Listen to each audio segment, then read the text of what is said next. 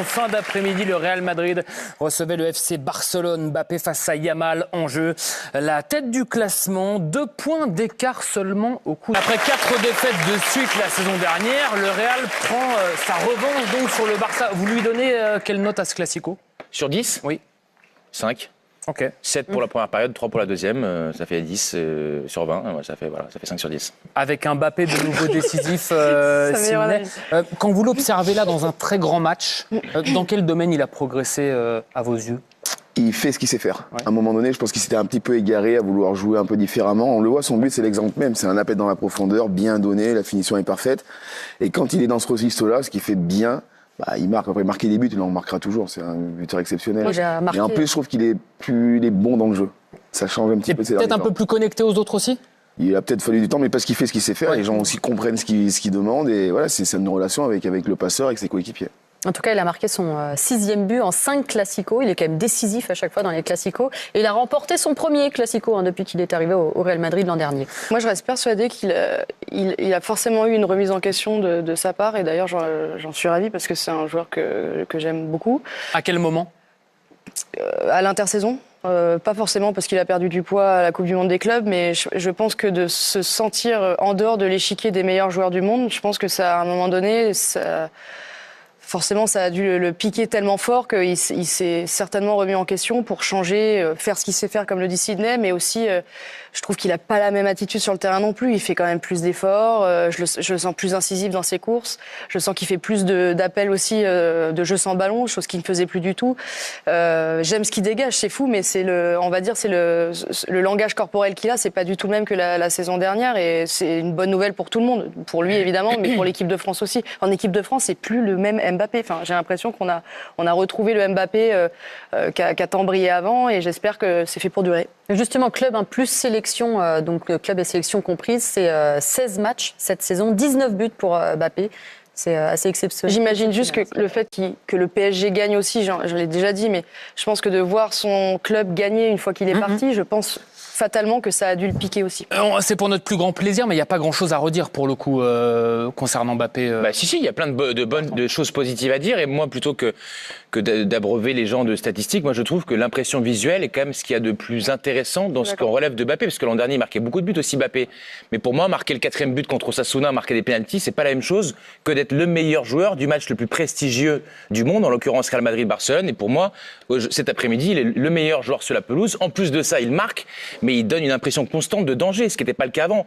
Parce que moi, on a eu 100 fois les débats la saison dernière. Moi, marquer un but dans la cage vide, ouais, c'est super, bravo, mais ça n'a pas le même coef que le but qui est refusé là pour 4 cm, de tout ce qu'il fait en fait. Bon, il se trouve qu'il rate un penalty, ça aurait pu être le match vraiment accompli du début à la fin. Et en plus, son équipe gagne. Margot le disait, c'est quand même un sport cool, toujours. Je le disais l'an dernier.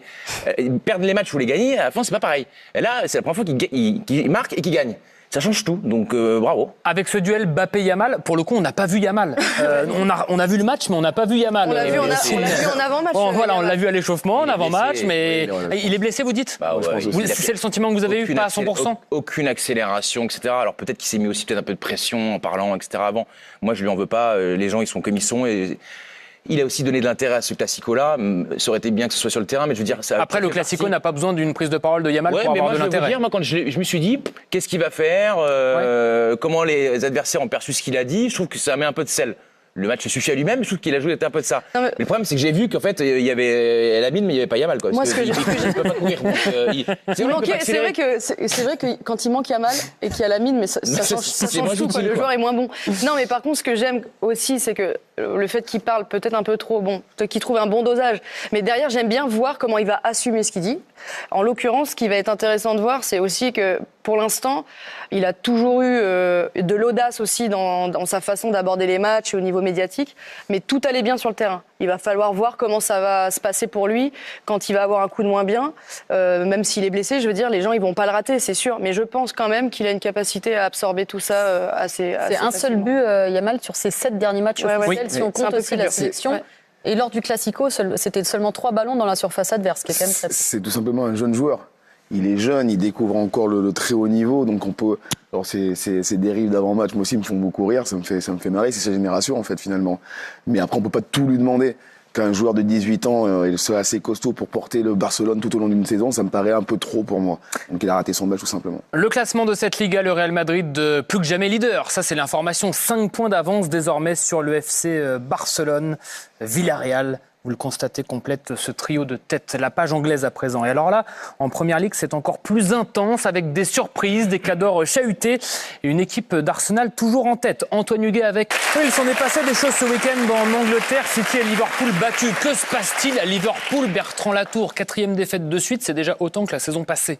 C'est parce que leur effectif a été profondément modifié à l'intersaison, que la saison dernière, il y avait l'arrivée d'Arne Slot, mais c'était la continuité du travail de club, que là, vous avez réajusté votre équipe avec beaucoup de changements et que cette équipe tâtonne, vous perdez un peu en confiance et vous êtes amené à perdre des matchs et peut-être est-ce déjà rédhibitoire pour le titre de Premier League. En Ligue des Champions, ils ont le temps de se mettre en place encore, mais faut pas que ça tarde. Ouais, 4e défaite de suite en championnat. Bah justement, plus de 300 millions. Est-ce que quand vous avez dépensé maintenant, tu sais. autant...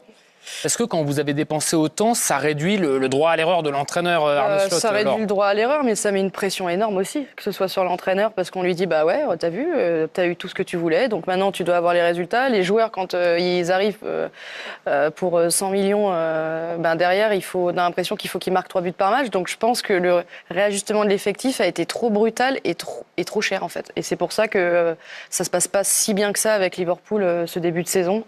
Et je comprends pas d'ailleurs pourquoi avoir recruté 2 attaquants quoi. Quand on a Isaac et Ekitike, pour moi c'est un peu un non-sens. Peut-être qu'ils auraient pu renforcer soit leur milieu de terrain ou soit un ailier. Margot? Après, Klopp avait aussi connu une période compliquée à un moment donné, début 2021, où ils avaient perdu 9 matchs sur les 15 premiers de cette année-là. Et finalement, ils se sont relevés derrière. Ce sont des périodes aussi que Liverpool... Peut-être l'adaptation. C'est un bon rappel. Un peu de clémence pour l'instant. Oui, attendons. Le classement. La pression sur les entraîneurs, elle est valable à Rennes, elle est valable à Liverpool, elle est valable partout. Quand vous ne gagnez pas les matchs, non mais c'est vrai, il y a une impatience s'agissant des entraîneurs qui est sans doute pas corrélée au temps qu'il faut pour construire une équipe. Mais ça, malheureusement, quand on c'est donne comme ça 300 partout. millions, le temps qu'on te donne... Non, je sais, mais... Regardez bien ce classement. Arsenal toujours en tête. Bournemouth 2e. Sunderland 4e. Bournemouth 2e. Margot, avec un Français buteur cet après-midi. Effectivement, avec Kroupi qui a encore marqué.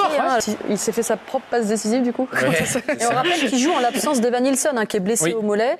Il avait marqué un doublé déjà la semaine passée contre Crystal Palace et le prochain match c'est contre Manchester City. Dimanche prochain, 17h30. On espère encore voir un Kroupi décisif. Eli Kroupi Junior, je sens qu'il vous plaît. Le petit Eli. Il me plaît depuis Lorient, je le suivais un petit peu, c'est un très très bon joueur, un jeune joueur mais qui a énormément de talent. Et son but, c'est à l'image du joueur, il est capable de se créer des occasions tout seul. Oui. C'est pas seulement spontané. Un avant-centre qui va trôner dans la surface, il a cette capacité-là à faire des différences seul. Eli Kroupi Junior, d'ailleurs, il en sera question samedi prochain avec un super documentaire, 19h sur Canal+, pour apprendre à le connaître un petit peu plus. Rapidement, pour terminer, un mot quand même de Sunderland. Je crois que vous allez leur rendre visite dans quelques jours. Il y a des Français, donc forcément, il y a un côté très attachant aussi, Laure. Oui, c'est pour ça aussi que j'y vais. C'est parce qu'il y a beaucoup de Français là-bas, que ce soit les joueurs ou aussi les dirigeants. Et c'est pour ça qu'ils m'ouvrent leurs portes. Donc j'ai hâte de voir. J'arrive tranquille, parce que j'ai l'impression que ça se passe plutôt bien. Parce que j'ai calé ça il y a longtemps, mais je ne savais pas qu'ils seraient aussi haut dans le classement au moment où j'ai calé le tournage. Donc Bravo, Laure. Je vais les voir jouer cette semaine. Ah oui, avec Régis Lebris, avec Wilson Isidore. Voilà, pas mal de Français donc. Flo Gisolfi à la direction sportive. Voilà. C'est le nouveau Arsenal. Voilà. Non, mais il y a du français, quoi. Oui. Mais je ne vais pas m'intéresser qu'à eux, parce qu'ils ont aussi des très bons joueurs à côté. Merci à tous les 4. Laure, messieurs. C'est speed, faut y aller. C'est un plaisir. On n'est pas speed, mais vous connaissez la règle. Le rugby, le rugby va prendre le relais, le top. Vous vous attendez à quoi au bout d'un moment? Moi, c'est minimum ça que je veux pour un classico, un clash-sico. S'il n'y a pas de clash, c'est pas un classico, tout simplement. Vous vous attendez à quoi? Que les deux équipes, elles sont face à face juste avant le match et elles sont là, ouais, que le meilleur gagne, hein. Que le meilleur gagne, les gars. Non, les gars, c'est pas un classico, ça. Vous attendez à quoi? Que les joueurs de Barça, ils arrivent à Madrid, que les joueurs du Real, ils leur font une haie d'honneur. Vous voulez quoi, en fait? Vous êtes des gros... C'est le minimum qu'on veut dans un classico, c'est ça. De la provoque, de la critique. Ça monte la sauce, des échanges. C'est ce qu'on aime, les gars. Comme à l'époque de Mourinho, Guardiola, Ronaldo, Messi. C'était les meilleurs des classicos. Donc, arrêtez de faire les fous. C'est tout ce qu'on demande, c'est tout ce qu'on aime. Il y a des gens, ils sont là. Ouais, il est jeune. Quoi, jeune? jeune. Moi, tu me parles pas d'âge. Arrêtez avec cet argument. Jeune de quoi? Il soulève que des pères de famille. Il soulève que des grands-pères. C'est bien, Yamal. Continue comme ça. T'as très bien compris c'était quoi un classico et c'est que le début, les gars. Continue à les insulter. Wallah, il va les sortir de leur match. Il va rentrer dans leur tête. Il est en train de rentrer dans leur tête. Vous comprenez pas, les gars. Tous les Madrilènes, ils sont là. Quoi? Nous tricheurs? Nous tricheurs? Oui, vous tricheurs. Oui, tricheurs. Vous avez volé l'OM. Vous avez volé tout le monde. Et vous avez volé la couronne au Louvre. Rendez la couronne.